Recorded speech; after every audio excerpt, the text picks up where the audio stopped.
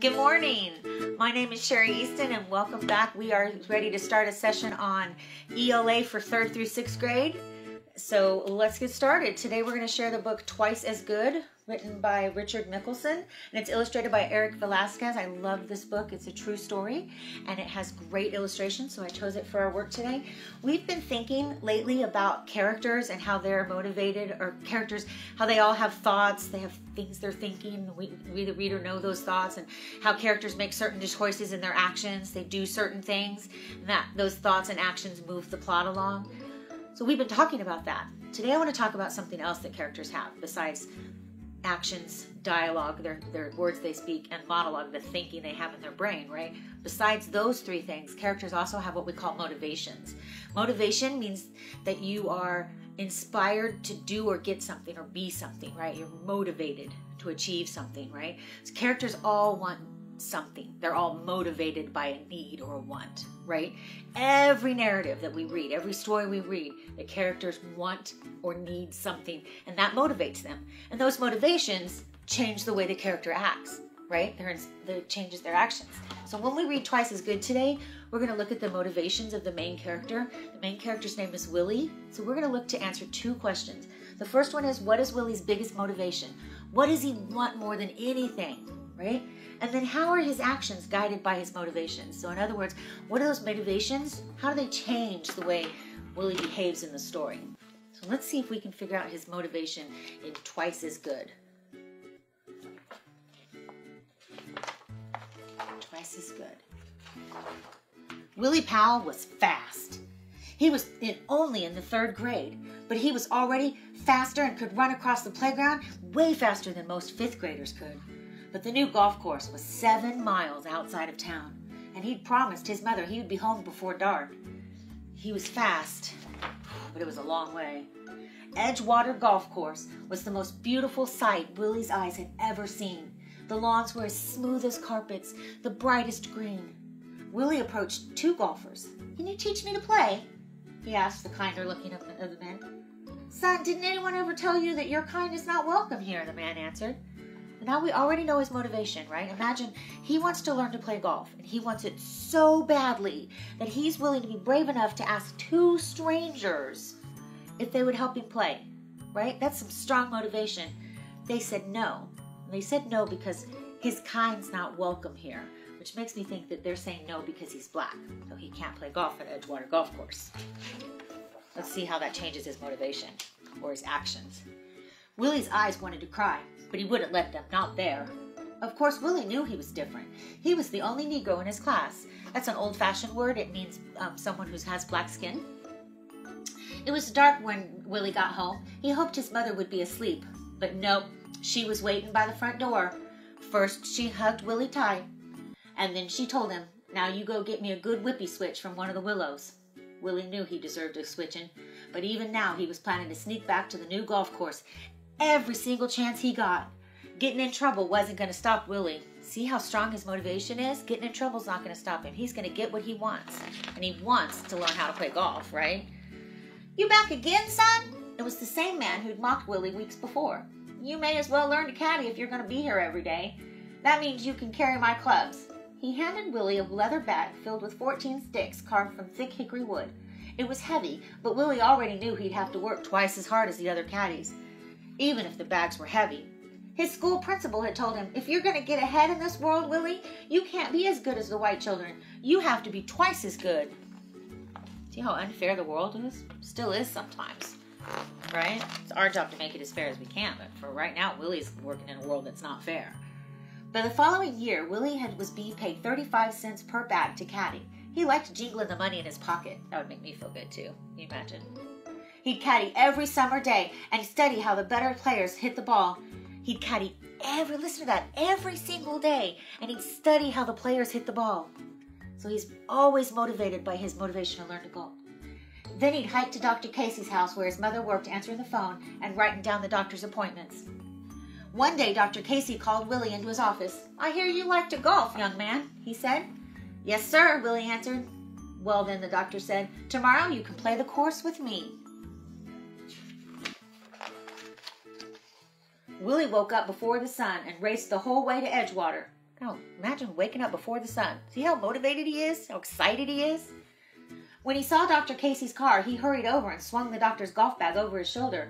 Hold on, wait a minute. I asked you to play, young man, not to caddy, Dr. Casey said, and he handed Willie his own set of clubs. Willie knew it was rare for a white man to help a young black child. But he couldn't, almost dropped the book. Willie knew it was rare for a white man to help a young black child, but he couldn't think of a single word to say. Thank you just didn't seem enough. Finally, Willie just set his ball on the first tee and took a swing. The ball rose like a shooting star high into the sky. So Dr. Casey does something that really finally teaches him how to play golf, right? Oh, he got his motivation. Now let's see what he's motivated by. Willie practiced every chance he got, and by the time he entered Minerva High, he was the best golfer in the whole school. Willie was proud to be named team captain, and he sure was that if he got the chance to compete, he could win in a local tournament. So one morning, Willie hitchhiked 21 miles to Orchard Hill Golf Course. The judges never expected a Negro to enter the competition, so they hadn't actually forbidden it in the rules. Willie had caddied for many of the Orchard Hills members, and they all liked him, but now they looked away and wouldn't look at his eyes, like they were kind of feeling guilty. Right? Let the boy play, he finally heard one of the men say. It was the man he'd first caddied for years before. So he's finally going to get to play. Let's see. Willie's hands started to sweat. He was so nervous he could barely hold the club, but he took a deep breath and walked to the first tee. By the time he got to the 15th fairway, Willie was leading the field, and it seemed like the whole town was watching him. His next drive was heading straight for the pin, but on the way down, his ball nicked the skinniest of a twig hanging off of a huge maple tree, and it came to rest in the knee-high grass. That'll teach his kind to play on our course, he heard someone say. Willie finished third, but he didn't give up. I'll just have to work twice as hard the next time, he promised himself. Still motivated. Still motivated wants to be the best golfer, right? Motivated. First he was motivated by wanting to learn to play. Now he wants to be the best, right? He's willing to get up early. He's willing to work hard. He's willing to practice all day. All of those actions are guided by his motivation. And Willie did keep working hard. He went to college, married his sweetheart Marcella, and went looking for a steady factory job. But America was at war, and soon Willie was drafted into the Army. Willie put on his uniform and hugged Marcella goodbye. He was Sergeant William Powell now, and he had to sail across the ocean to England. Sometimes Willie had to work all day and night at the Army base, but whenever he had time off, Willie would play golf. It seemed like every town in England had a course, and the local people were always polite. Nobody seemed to think that golf was just for white people. Willie had never enjoyed playing golf more, but after 3 years, he was thankful when the war was finally over because he missed Marcella, and he couldn't wait to sail home. So even though he's free to golf anywhere he wants in England, he misses his family, right? I wonder if he can make it free to golf anywhere in America. Maybe that's his biggest motivation. He wants everybody in America to be able to golf like they can in other countries like England. Let's see. Willie was glad to be back in America, and best of all, Marcella was soon pregnant. She had been dreaming about having a daughter. Willie had been dreaming too. His dream was to be a professional golfer, and his welcome overseas made him think it was possible. So I'm going to read that again because that tells us a little bit about his motivation, right? Listen to it one more time. Willie had been dreaming too. His dream was to be a professional golfer, and his welcome overseas made him think it was possible. So now we know he's motivated to be a professional golfer. He wants to play for real, for the pros. Professional means to play for money, right? So you get paid as a job to do it instead of just do it as a hobby. So he wants to be able to be a professional golfer where that's his job.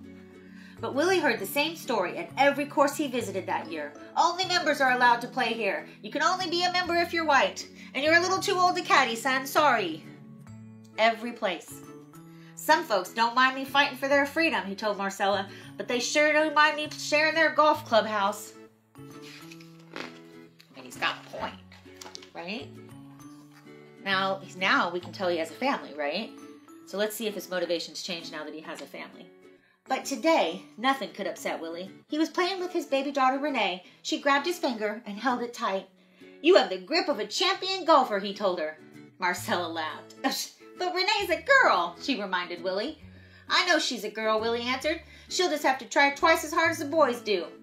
And she's black, Marcella said. I know she's black, Willie answered. She'll just have to try twice as hard as the white folks do. Then Willie gave Renee a big kiss and held her up high. Someday there will be a course where you'll never be turned away, he told her. Maybe he's motivated to make that course. What do you think? Let's see if that motivation changes his actions. The next afternoon, Willie and Marcella were driving past their favorite farmland when they saw a wooden sign. Willie stopped the car and got out. He strolled right past the chicken coops, the milking barns, the silos, and even the sweet potato patch.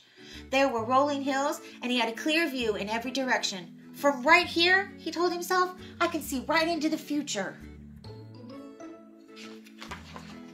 Willie knew the government was lending former soldiers money called GI loans. It was helping them buy houses. So he went to his local bank where his friends had gotten their loans. But the bankers had never expected a Negro to ask for money, so they all liked Willie. They all knew Willie. Sometimes they golfed as his caddy, with Willie as the caddy, but now they looked away from him. Wouldn't look him in the eye. Willie wouldn't give up. He'd just have to try twice as hard to raise the money. He finally convinced 2 local doctors to help him buy the land. For 2 years, Willie worked at the local factory from 3 in the afternoon until 11 at night to support his family. And at the first crack of dawn, he'd head out to dig, weed, mow, plant, and water. Then work until it was time to leave again for the factory. The harder Willie worked, the better he felt. Your daddy is putting the fair back in Fairway, Marcella told Renee. He's a groundbreaker and you'll be one too. And then she laughed because Willie was out digging in the ground again. What she'd meant was that William Powell was ahead of his time. In April 1948, Clearview Golf Club was ready to open. He opened his own golf club. Nice. This course for colored people only, or can I play too? Someone shouted from the road. Willie recognized the man he'd caddied for when he was 9 years old. This here is America's course, Willie told him. He answered proudly, the only color that matters here is the color of the greens. The brightest green. Clearview had been open for 1 year when Renee was turning 3 years old, and Willie gave her a small golf club for her birthday. It fit perfectly in her tiny hands. As Renee grew up, she didn't care that some folks thought Negroes shouldn't be allowed to play golf, and she didn't care that some folks thought girls shouldn't be allowed to play golf. Renee fell in love with the game. Come in for dinner, Marcella called. I'm not done practicing, Renee answered. I need to try twice as hard if I'm going to be a champion. Willie gave his daughter a big hug. You already are my champion, he told her. Renee hugged her daddy back. She felt twice as good as she'd ever felt before, being Willie Powell's daughter. And at the end, it says the rest of the story, and it tells you a little bit more about Willie Powell, because it's a true story. So in 1948, Willie Powell became the first person to open a golf course that was open to all people, regardless of their color. And we can tell how he was motivated by those actions, or his actions were changed by his motivations, right? What is Willie's biggest motivation? It was to open a golf course that would be where anyone could play, right? That was his biggest motivation. And then how were his actions guided by his motivations?